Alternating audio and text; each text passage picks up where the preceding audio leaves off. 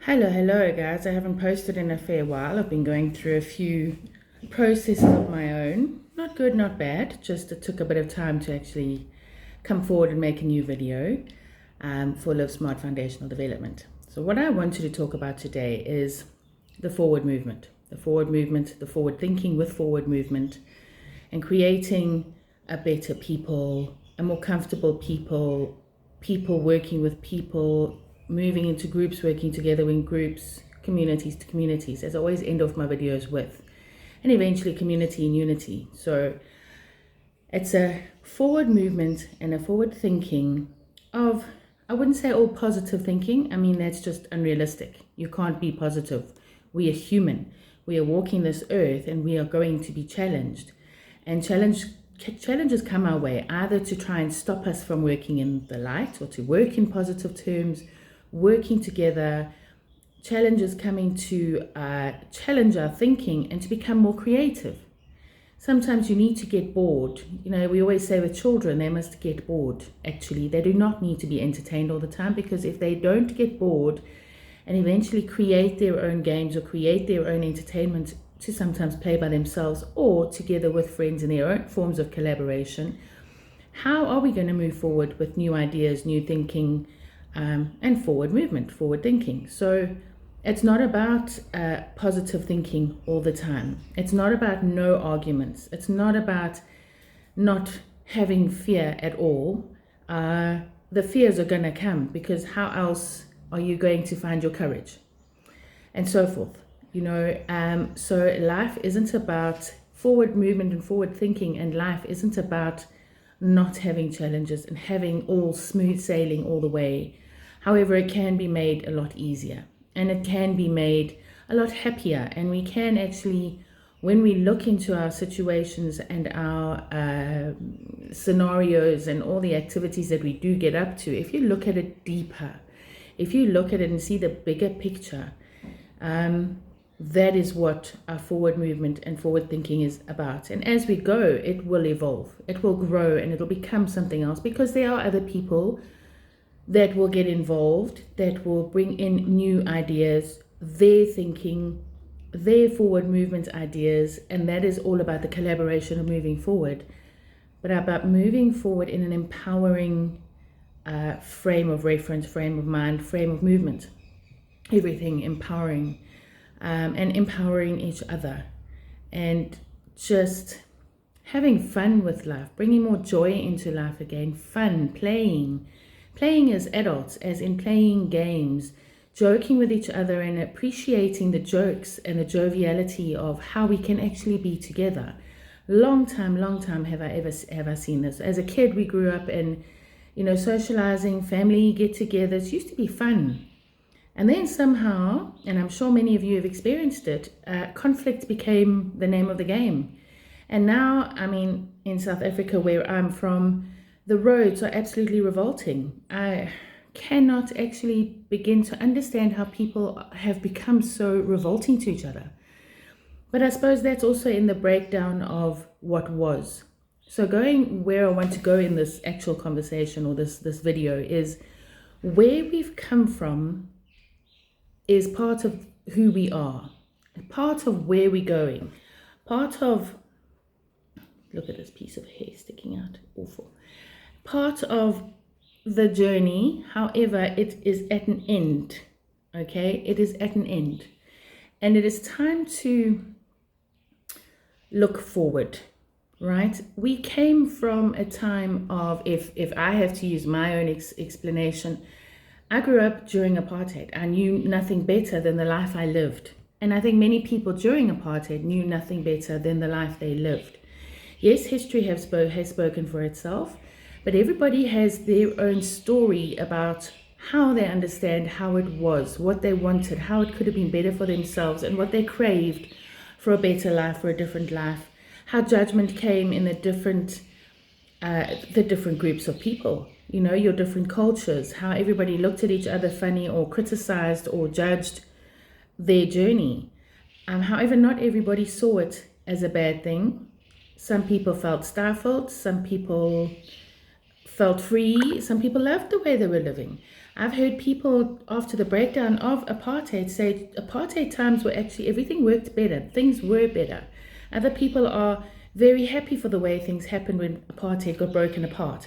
And I'll tell you this now, from what I've heard, apartheid has actually been across the world. In South Africa, it was just given a name. And that's just an example of some of the situations that we have. However, we all have a history in the journey going forward and how we've come to where we are now. And I believe a lot of things need to be discussed. I think if we could get into conversations with each other in different groups, in different settings, and discuss how they viewed what of the past was in their life. For example, the apartheid one. I think this is a very big subject that has affected many, many people across the world, actually, not only South Africa.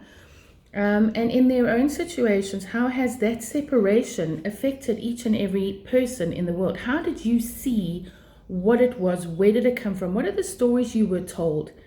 Because guaranteed, you've been told stories, but they're not all truth. Those people's truths, what they believed in those moments, your grandparents, your ancestors, your whoever's that came forward with the stories. But then there's belief systems and how people change stories to make it work for them, and how it has been paid forward to their families and how they want their families to think and work with what is. And then within the families, there's people and children that have grown up thinking, but I don't like that very much. Or I agree with you and I'm going to put the fight forward. We've seen all the stories out there, all the groups that are out there fighting and trying to push what they believe is right forward, right? And everybody has their own right to do what they need to do. We live in a world of free will, right? But I just believe that the more people that can get together and share their history of understanding, share where they're at because of what was, take from the past stories the lessons that you can grow with, and leave all the, I want to call it rubbish, the hard, achy, hurt, pains, all of that behind. However, you can't move forward until you've processed what you're leaving behind. To be able to let go, you have to fully understand what was, how it hurt you, how it helped you to grow, what pains do you still hold that we need to bring up, that we need to process, that we need to deal with, to let go of. I had a friend the other day saying, he's quite sentimental. We're doing a whole clear out here at home. As you know, we moved in to this house July, and we're still clearing out, and we're still clearing out, and we still haven't found a way how we want to live in this house. And a friend of mine was saying they've also been doing a bit of a clear out, but there's lots of things of sentiment that he holds on to that he wants to keep. And a question came into my mind, or plopped in, or came from wherever. It's like, why? You know, some people will look at sentiment and say, yeah, no, sure, of course you need to hold on to because it meant so much to you. However, the sentiment behind why you hold on to what you want to hold on to keep. So this is what hoarders do. Hoarders keep and keep and keep and keep for sentiment. And when I look at what we've carried around for in case, for sentimental values, for maybe why buy a new one if we've got an old one? How do you move forward if you keep on to all of the old stuff? You know, your space fills up that there's no space for the new to come in. And there is so much new out there that I'm rearing to go out and discover myself. How about you? How is it for you? If you hold on to things that are of sentimental value, why are you holding on to it? Is it for love? Is it for pain? Does it help you remember something from the past, somebody from the past? You know, a grandparent, a parent, a brother, sister, an old friend. You know, in the army, I know military in America, they're very big on their military and their past sort of love and stories, but they hurt and they're heavy. And it's not that you're going to forget about those stories. It's about being able to tell a story without breaking apart, being able to hold on to why that story meant so much to you, that you can share stories of the past with you, but it doesn't affect you to the point where you can't move forward. So, having said what I'm saying, this is what I want LiveSmart Foundational Development to help people with in going forward. Bringing people together, sharing old stories, growing new stories, creating new conversation, of wholesome conversation, of meaning, of what does it bring for you? How can we create and make something new? How can we actually walk through the day and actually smile, look at other people to make them smile, to smile because they're smiling at you, to have communication and talk while you're in the line, the long queues that have been happening at the shopping centers. Why can you not look at each other and talk? In my experience, everyone's too scared to look at each other for fear that you smile at them. You have a conversation and you're going to see their vulnerabilities. The point is to bring out vulnerabilities. Everybody has vulnerabilities. You need to learn to own your vulnerabilities. Why are you passionate about something? Why does something make you sad? Why does something make you happy? And we should be able to actually share it and move forward and enjoy each other. There are not nearly 9 billion of us on this planet here to do it on our own. We are here to grow together, to evolve together, to become together, bring our religions together, see where there are similarities, where there are differences, discuss them, learn, teach each other about them. Why can we not know what the other sect is doing or what the other person's doing in their house next door? We live in a complex right now, this home that we've moved into, and we can see from their kitchen into the next people's kitchen through to the next property. We can see from bedroom into bedroom. Our social patio looks right into the bathroom across the wall. But dare we look there, we're going to see something we don't want to see. Okay, look, into the bathroom, that's a bit freaky. But, why can we not look over and actually smile? My son's ball went over the wall the other day, and I actually went with him around the corner, and I actually felt nervous to go and ask my neighbor who I've had a conversation with, can my son please come fetch his ball, or could you please pass him his ball back? And when I did, she said, "Oh, sure, no problem." She says, "And you can come through the side gate because they're not locked. We can actually go into each other's yards, but nobody does because nobody wants to interfere with anybody." And that is so sad. Why? We're not going to go in to pull out their garden or anything like that. We just want to go fetch our ball. And she actually offered. And I said, "Thank you very much."